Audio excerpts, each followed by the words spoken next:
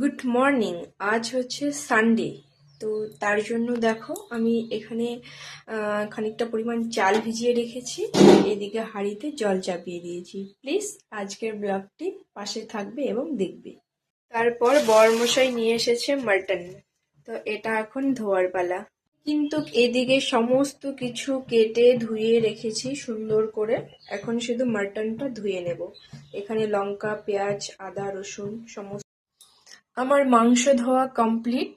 এখন আমি মাংসটা কিছুক্ষণের জন্য ম্যারিনেট করে রেখে দেব।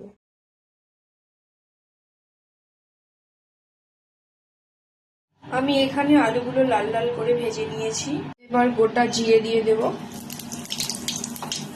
তারপর আগে থেকে কোচানো পেঁয়াজ আমি এখানে দিয়ে দিলাম। পেঁয়াজটা লাল লাল করে ভাজা হওয়ার পর আমি এখানে অ্যাড করব 1 চামচ গোটা জিরে। তারপর দিয়ে দেবো একটু কাশ্মীরের লঙ্কার গুঁড়ো কালারের জন্য। এখন কিন্তু আমি মশলাটা ভালো করে কষিয়ে নেব। দেখতেই পাচ্ছ মশলাটা কিন্তু খুব সুন্দর করে কষানো হয়ে গেছে।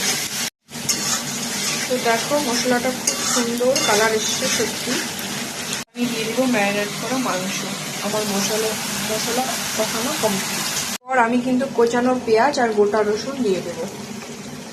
আমার কিন্তু সমস্ত উপকরণ দেওয়া হয়ে গেছে। এখন আমি মাংসটা ঢেকে দেবো খানিকটা সিদ্ধ হওয়ার জন্য।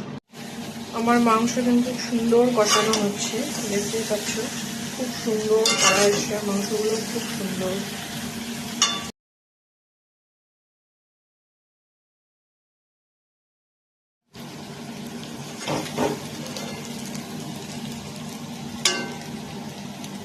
আমার মাংস কষানো কমপ্লিট। এখন আমি দিয়ে দেবো ঝোল অ্যাড করবো। ঝোল দেওয়ার পর কি সুন্দর কালার। আমার রান্না কমপ্লিট।